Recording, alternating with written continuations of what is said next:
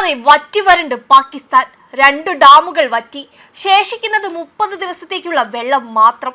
പഹൽഗാമിലെ ഭീകരാക്രമണത്തിന് തിരിച്ചടിയെന്നോണം സിന്ധു നദീജല കരാർ പ്രകാരമുള്ള ജലവിതരണം നിർത്തിവെച്ച ഇന്ത്യയുടെ നടപടി പാകിസ്ഥാന് ശരിക്കും വലച്ചിരിക്കുകയാണ്. ഇന്ത്യയുടെ തിരിച്ചടി അത് എത്രമാത്രം പ്രത്യാഘാതം ഉണ്ടാക്കുമെന്ന് പാകിസ്ഥാൻ ഇപ്പോൾ ബോധ്യമായിട്ടുണ്ട്.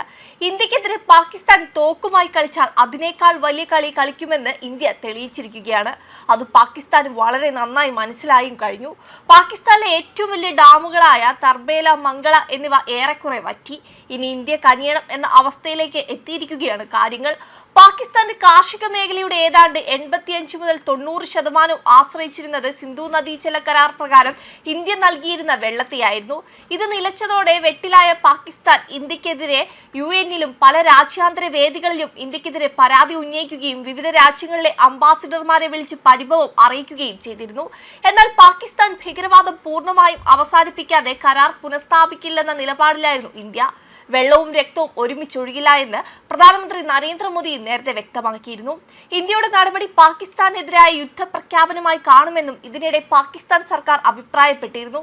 UN രക്ഷാസമിതി, organisation of Islamic corporation, Shanghai സഹകരണ കൗൺസിൽ തുടങ്ങിയ തലത്തിലെല്ലാം പാകിസ്ഥാൻ പരാതി ഉന്നയിച്ചിട്ടുണ്ട്. ഇന്ത്യ വെള്ളത്തെ ആയുധവൽക്കരിച്ചു എന്നും പാകിസ്ഥാൻ ആരോപിച്ചിരുന്നു. എന്നാൽ പാകിസ്ഥാൻ ഭീകരവാദത്തെ സ്വന്തം നയമായി സ്വീകരിക്കുന്നിടത്തോളം കാലം സിന്ധു നദീജല കരാർ പുനഃസ്ഥാപിക്കില്ലെന്ന് ഇന്ത്യ വ്യക്തമാക്കിയിട്ടുണ്ട്. പാകിസ്ഥാൻ സ്വന്തം മണ്ണിലെ ഭീകരവാദ ക്യാമ്പുകൾ നശിപ്പിക്കുക, ഭീകരവാദ നയം ഉപേക്ഷിക്കുക തുടങ്ങിയ ആവശ്യങ്ങളാണ് ഇന്ത്യ ഉന്നയിക്കുന്നത്. 1993 മുംബൈ സ്ഫോടനം, മുംബൈ ഭീകരാക്രമണം, ഉറി, പഠാൻകോട്ട്, പുൽവാമ ഭീകരാക്രമണങ്ങൾ തുടങ്ങിയവയിലെ പാകിസ്ഥാന്റെ പങ്കും ഇന്ത്യ ചൂണ്ടിക്കാട്ടിയിട്ടുണ്ട്.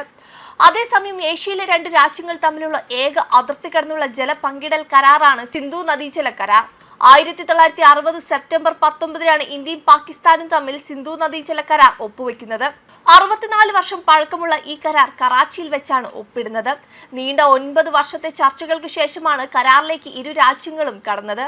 1947 ഇന്ത്യ പാകിസ്ഥാൻ വിഭജന കാലത്താണ് ഇരു രാജ്യങ്ങളിലൂടെ ഒഴുകുന്ന നദി ആര് നിയന്ത്രിക്കുമെന്നും ആർക്കാണ് കൂടുതൽ ജലം ലഭിക്കുന്നതെന്നും ഉൾപ്പെടെയുള്ള ചോദ്യങ്ങൾ ഉടലെടുക്കുന്നത്. 1948 പാകിസ്ഥാനിലേക്കുള്ള ജലപ്രവാഹം ഇന്ത്യ താൽക്കാലികമായി നിർത്തിവെക്കുകയുണ്ടായി. ഈ സമയത്താണ് തങ്ങൾക്ക് ഇന്ത്യ ആവശ്യത്തിന് വെള്ളം കടത്തിവിടുന്നില്ലെന്ന പരാതിയുമായി പാകിസ്ഥാൻ ഐക്യരാഷ്ട്രസഭയിൽ എത്തുന്നത്. പിന്നാലെ വർഷങ്ങളുടെ ചർച്ചകൾക്ക് ശേഷം ലോകബാങ്കിന്റെ മധ്യസ്ഥതയിൽ കരാർ ഒപ്പുവെക്കുമെന്ന തീരുമാനത്തിലേക്ക് ഇരു രാജ്യങ്ങളും കടന്നു.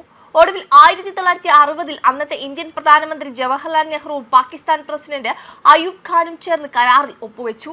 സിന്ധു നദീജലത്തിലെ 6 പ്രധാന നദികളെ വിഭജിച്ചുകൊണ്ടായിരുന്നു ഈ ഉടമ്പടി നിലവിൽ വന്നത്. കിഴക്കൻ നദികളായ രവി, സജ്ജൽ, ബിയാസ് എന്നീ നദികളിലെ ജലം ഇന്ത്യക്കും പടിഞ്ഞാറൻ നദികളായ സിന്ധു, ചെനാബ്, കലം തുടങ്ങിയ നദികളിലെ ജലത്തിന്റെ അവകാശം പാകിസ്ഥാനും നൽകിക്കൊണ്ടായിരുന്നു ഉടമ്പടി.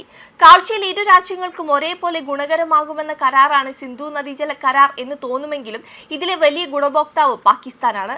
മൊത്തം ജലത്തിന്റെ 20% ഇന്ത്യയും ബാക്കി വരുന്ന ജലപ്രവാഹത്തിന്റെ 80% പാകിസ്ഥാനുമാണ് സ്വീകരിച്ചു വരുന്നത്. പാകിസ്ഥാനിലെ പ്രത്യേകിച്ച് പഞ്ചാബ്, സിന്ധ് പ്രവിശ്യകളിലെ കൃഷിക്ക് ഈ നദികളിലെ ജലം അത്യന്താപേക്ഷിതമാണ്. അതുകൊണ്ട് തന്നെ കരാർ റദ്ദാക്കുന്നത് പാകിസ്ഥാന്റെ പ്രധാന വരുമാന സ്രോതസ്സായ കൃഷിയെ ബാധിക്കുമെന്നത് ഉറപ്പായിരുന്നു. വെബ് ഡെസ്ക് കർമ്മ ന്യൂസ്.